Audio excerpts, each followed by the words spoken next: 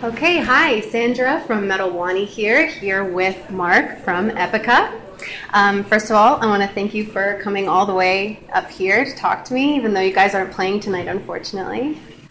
Bad circumstance, but we drove all the way for this interview over here. Yeah. And of course, our best wishes to Simone and her family. She had to go for a personal emergency. But nonetheless, I know you've just been getting started, more dates with the States and Europe and everything. So how has tour life been so far with the other bands, Agonist and ELUVEITIE? Yeah, well, it's great. These bands are really good and we get along very well. So the Agonist guys we knew already from previous tour. And so, yeah, it's really a pity that only 3 shows and then we had to cut it off already. Right. And now everything is uncertain because we don't know how the situation will be at home, what's going to happen, and how it's going to turn out. So, worst case scenario, tour is over for us. Right. And that would be very unfortunate. It is, definitely. I know a lot of people would be very disappointed at that because this was a very impressive tour lineup. Yes, and us in the first place, yeah, we want to play, and that's our life. And when we cannot play, it sucks, but health comes first. Of course. That's most important, and let's hope that's at least gonna be okay. Yeah. Well, as far as touring goes, I mean, do you enjoy tour life on the road? Yes. There's always a lot to do during the daytime. Many people are bored, but I always find something interesting to do. For example, I like bike riding, so now I still ride my bike every day, even though we cannot play. So there's always something nice to do, of cities to visit or a walk in nature and read a book. So I'm never bored. That's good. So it's been over a year since the release of the Quantum Enigma, and you've been busy touring, but how has the set list changed for this tour? We always change the set list a bit, and we always try to improve it. We listen to what fans want to hear, because in different continents there can be some different wish lists. So sometimes fans want to hear some more old tracks. Here in the United States and Canada, we noticed that fans really like the new album a lot, so we can add quite some new tracks. And that's, of course, for us the best, because we didn't play the new songs that often yet. And it's the most fresh. It's most fresh, it's most interesting. So it's good that we have a set list with quite some new tracks in it. That's good. So how did the North American fans differ from fans in other continents? Do you notice from country to country the reaction? Yeah, I was talking about that today. There's a funny thing that in North America, fans give us often like a gift, a money gift, a donation. And that never happens anywhere else in the world. Yeah. So that's something typically North American. It's very generous, and I don't know why it happens in North America. Yeah. So, well, that's good. Yeah. Okay, so as for writing material, how do you guys approach a new album? We sit down and we start writing. Together? No, each separately. Okay. And then after a while we have quite some songs. And then we sit together with our producer and we go through the songs. He adds some things here and there. He says which songs are strong, which songs are not, and we drop them. And then, because we are working already on the next album, we have now 25 songs already laying there and to be finished.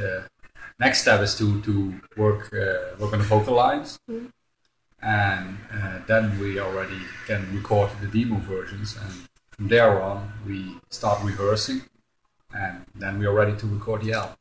Great. So speaking of vocal lines, as a vocalist, this is a particularly important question for me, and especially with the other band, Mayan. Do you do anything to keep your voice in shape? Not really, not particularly. The only thing which is good is to avoid getting a cold. That helps. And, this tour I got a cold. Of course, everyone's been getting a cold. Actually, I've been noticing. Yeah, but the rest of the band fortunately didn't get a cold, so good. Hopefully we keep it that way.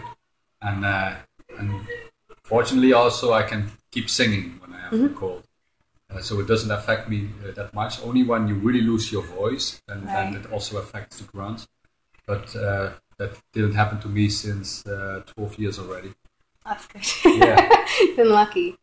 So I've heard through the grapevine that a member of Nightwish posted on Twitter expressing his view on how they're a very unique sounding band and no one else sounds like them. Do you feel this way about Epica? I never think about that. We just do our thing, and we write music that feels good to us. And if it sounds unique, it's up to the people to decide. I would never start defending that we are the only band that sounds like this. Yeah. Okay. So what have you been listening to lately? Do you listen to music in your spare time, or? I hardly listen to music anymore, but when I do, then it's often not metal. So sometimes I really like, I'm in a metal mood, then I play some metal. But when I'm at home and doing some sport and I want to listen to music, it's often not metal. And especially before I go to bed, then I prefer not to play any metal because I want to fall asleep quietly. Yeah. Do you listen to classical then? Also not really classical music. I like, for example, Planet, a band like Planet. It's really atmospherical music. And that's doing it for me. Yeah. Okay. Well, who would you say your biggest influences are musically? For me personally, it's bands like Megadeth, Anthrax, Sepultura, In Flames. Many bands that I listened to when I was a teenager, and it started already with Guns N' Roses. That was the first heavier band that I started listening to. From there on, I started looking for more heavy stuff. Yeah. And then I ended up with Megadeth, for example. And Megadeth, Rest in Peace, was actually the first metal album that I bought. I saw an interview recently where you mentioned that. Yeah, I think they asked you about how you got into guitar. I remember that. Yeah. Then I wanted to play guitar. My father already played guitar, so it was easy to grab this guitar and start trying playing it.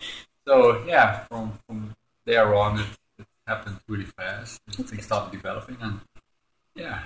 Okay, now great. I'm here. Yes, and I'm very happy you are. So Isaac has recently hinted on at an upcoming album, and you were just mentioning it before. How far along is that? Like, do you have anything finalized, or now I guess you're going to be seeing which songs make the cut out of your 25? Yeah, it will be a hard decision because we have 25 killer tracks. And we recently we came back together as a band and sat down and listened to all the tracks in a row. And it's going to be a very hard decision because the quality is really high. Right. And sometimes you are happy when you can fill an album with killer tracks, but now we have the luxurious position we're in that we have at least too many tracks. Yeah, too many great tracks. Yeah. So we have to drop tracks that normally would have been for sure on an album. Would you put them toward the next album, or is that too far? We have to decide ahead? what to do with them, right? Because there are many options, and I would like to use them right away. It feels shit to wait 3 more years for a song that is already great. Yeah. To get released. So let's see, but everything is a possibility. Okay. Well, back to vocals and guitar. Since you do both, do you feel more attached or natural with one of them, or both equally? Yeah, I like to do both. I feel comfortable singing with a guitar around my neck. And in Maya, I do only the vocals. Right. It's also fun. But that then all the time you're on stage, you know that there are eyes aimed at you. Yeah. When you are playing guitar, you can sometimes just relax a bit more to a dark corner and just be there for 1 or 2 minutes, and you know that everybody's looking at the other guy. Yeah. That's not possible when you just only sing. But so I think the combination of singing and playing guitar, that's what in the end I like most. But like with Maya, and it's always fun to sometimes do some other things and to have some variation. Right. Okay, great. So I guess to wrap up, what is the plan following this tour? After this tour. After this tour. Is this the last tour supporting No, the Quantum Enigma? After this tour, we go on tour again with ELUVEITIE in Europe. And after that, we're gonna keep working on a new album. Then, depending on how this tour is gonna end, this current tour, if we have to quit the tour, we try to come back as soon as we can to make it up for it. Right. So in that case, anyway, we try to be. If hopefully we can continue now, but if not, we try to come back within a couple of months. Okay, well that'll be good. At least something to look forward to. So, any final thoughts? Anything you've ever wanted to be asked and no one asks you, or No. anything you want to say to the fans? I don't know. Hi, fans. No, I would like to say to everybody about our own situation. Sometimes there are good times, sometimes there are bad times, but it's very important you keep supporting each other during bad times, and then the good times will eventually always come back. Positive message to end on.